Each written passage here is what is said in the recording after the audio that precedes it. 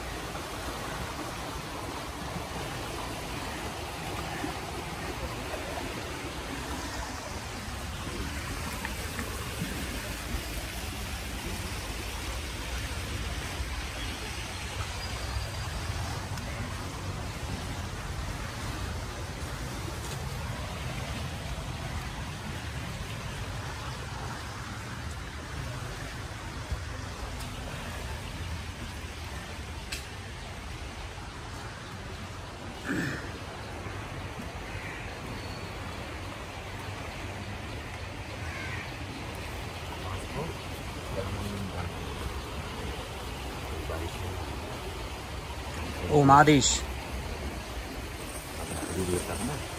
बारिश नहीं लगी।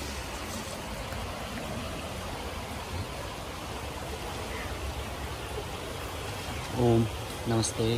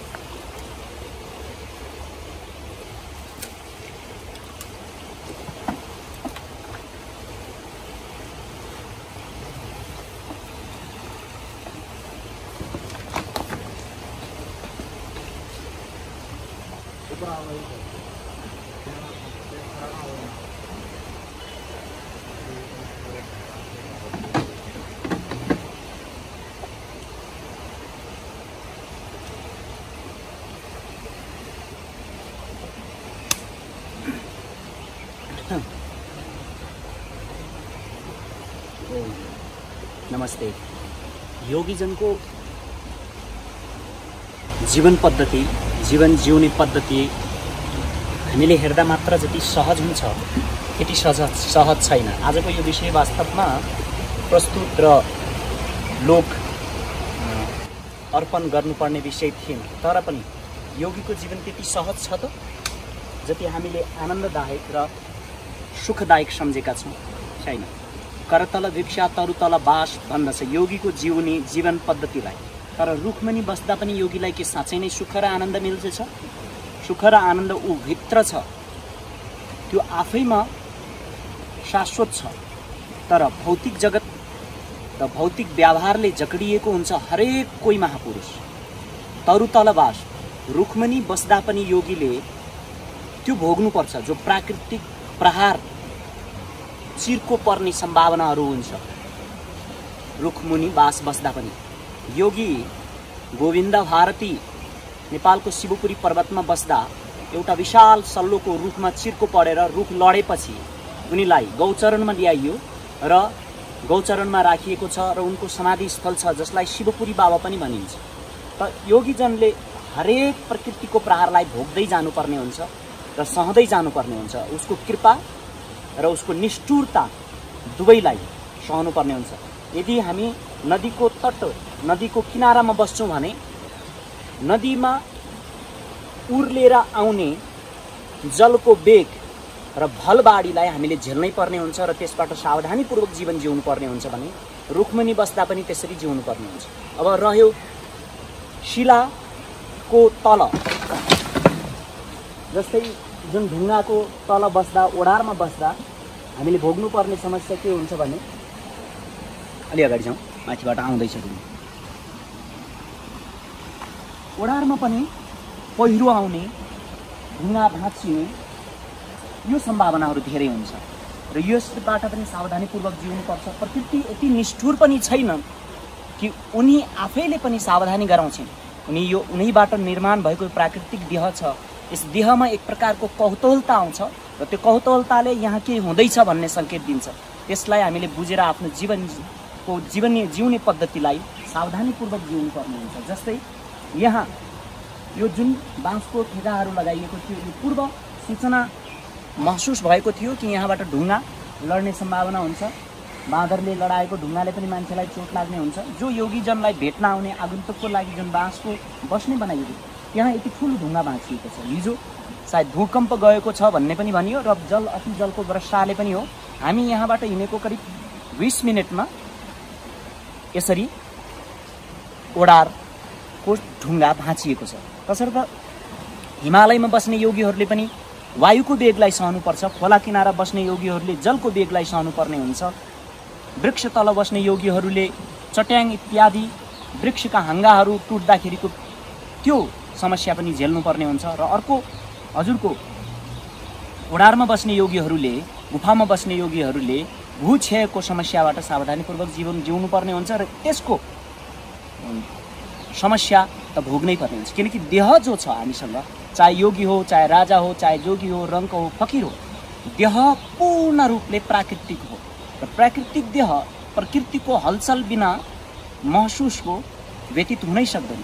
तसर्थ आजको विषय सनातन गुफामा विगत 10 वर्षदेखि साधना गर्दै आइराखेको गुफा आज यो वर्षको अधिक वर्षाले र हिजो हामीले सुन्नमा आएको छ कि यो उत्तरी भेगमा सानो भूकम्पको रेफ पनि गयो एउटा भन्ने कुरा हामीले सुन्यौँ। त्यो पनि हुनसक्छ। तसर्थ यी भए प्राकृतिक घटनाहरू र यो प्राकृतिक सौन्दर्यता र प्राकृतिक जुन वनस्पति, वनौषधि र प्राकृतिक आनन्द र सुखको जुन महसुस छ, त्यो सँगसँगै प्राकृतिक पीडा र प्राकृतिक प्रहारलाई पनि हामीले झेल्नुपर्ने हुन्छ। मिठो नमिठो, राम्रो नराम्रो भइरहने प्रक्रिया। तसर्थ हामी अहिले पारिपट्टि पनि हेर्न सक्छौँ। हजुरको यो ठाउँमा पनि भुक्षय भएको छ।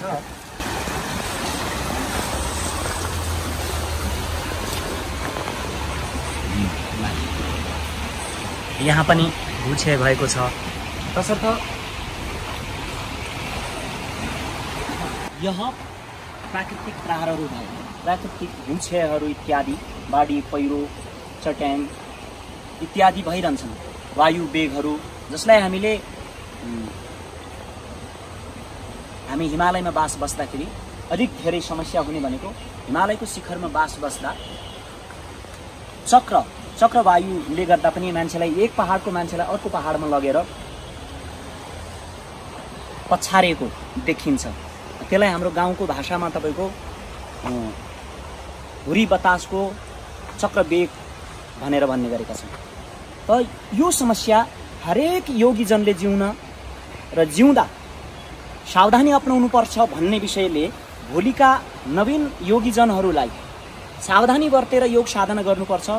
वनवास बस्नुपर्छ, ओडारमा बस्दा कसरी बस्ने, रुखमुनि बस्दा कसरी बस्ने र खोलाको किनारमा बस्दा कसरी बस्ने र हिमालयको गोदमा बस्दा पनि के कति सावधानी अपनाउनुपर्छ। र योगीजनहरू साधना गर्दाखेरि पनि धेरै सावधानीपूर्वक जीवन जिउनुपर्छ भन्ने विषयमा अधिक धेरै मिलारेप्पा, नारोप्पा, तिलोप्पा, विरूपाक्ष र अरिष्टनेमी यी महर्षिहरूको जीवन पद्धतिलाई पल्टाएर हेर्ने भने जीवन योगीजनले कसरी व्यतीत गर्छन् र कसरी गर्नुपर्छ भन्ने विषयमा हामीले प्रश्न पाउँछौँ। तसर्थ यो मैले प्रस्तुत गर्नुको एउटा मात्रै कारण हो, आगन्तुक नवीन योगीहरूले ओडारमा बास बस्दा कति सावधानीपूर्वक बस्नुपर्छ भन्ने विषयमा मैले यो सावधानी गराउनको लागि एक प्रकारको यो एउटा इतिहास पनि यहाँ विगत 10 वर्षदेखि हामीले यस गुफामा अव्यक्त रूपमा गोपनीय रूपमा साधना गर्दै थियौँ। यसको गोपनीयताको भङ्ग 2077 को यो जुन विश्व बन्द सत्रको महामारीको बेला करिब 200-250 जनालाई बिहान बेलुका यही गुफाबाट भोजन पकाएर बाल्टीमा भरेर लगेर साइकलमा तपाईको पाटन ललितपुर, तपाईको बसन्तपुर, तपाईको बौद्ध भक्तपुर इत्यादि ठाउँमा हामीले भोकले प्याक भएका ती मजदुर वर्गहरूलाई 2 टाइमको भोजन, 2 टाइमको खाजा जस्तो हिसाबले थोरै भोजनको व्यवस्था गरेर हामीले सेवा चलाइराखेका थियौँ। र अहिले अब बन्द सत्र खुलेको छ। हिजोदेखि मात्रै बन्द सत्र पूर्ण रूपले खुलेको छ। यो बन्द सत्रले पनि विश्वभरिको मानवलाई एक प्रकारको अप्ठ्यारो परिस्थितिमा पुर्याएको छ। यो करिब 2-4 वर्ष लाग्छ यसलाई अब पूर्ण समाज व्यवस्थित रूपमा आउनको लागि। तसर्थ योगीजनहरू हमेशा आँखा बन्द गरेर बस्छन्, मागेर मात्र खान्छन्, ढोडी भर्छन् भन्ने कुरा होइन। योगीजनहरू वास्तवमा जब यो समाजलाई आवश्यक पर्छ, हिमालयको गोददेखि लिएर समुद्रको तटसम्म बसेर आँखा बन्द गरेर बसेका योगीहरूले आँखा खोल्छन् र समाजको सेवा गर्छन्। समाजलाई पुनः सुव्यवस्थित हुन्जेलसम्म समाजको सहयोगी बनेर योगीजनहरूले आफ्नो उत्तरदायित्व वहन गर्छन्। तसर्थ सम्पूर्ण योगीहरूले राष्ट्रलाई, पृथ्वीलाई आवश्यकता पर्दा हरेक समयमा, हरेक युगमा, हरेक इतिहासमा उनीहरूले आफ्नो महत्त्वपूर्ण भूमिका निभाएको हामीले देख्दछौँ। वेदव्यास, पराशर, दधीची, वशिष्ठ, विश्वामित्र इत्यादि महर्षिहरूको इतिहास हामीले देख्छौँ। शशिधर महागुरु, फाल्गुनन्द महागुरु, रामकृष्ण प्रपन्नाचार्य, योगी नरहरिनाथ, उहाँहरूको इतिहासलाई पढ्दा पनि राष्ट्रलाई आवश्यकता पर्दा, समाजलाई गाह्रो कष्ट हुँदा सम्पूर्ण योगीहरू आएर योगीजनहरूले आफ्नो समाजको हित कल्याणको लागि कस्तो भूमिका निभाउनु पर्ने हो त्यो भूमिका निभाएको हामी देख्दछौँ। तसर्थ आजको बागमतीको तटबाट सनातन गुफाको यो अवस्था छ। अर्को एपिसोडमा यहाँको गतिविधि देखाउनेछौँ। ओम नमस्ते।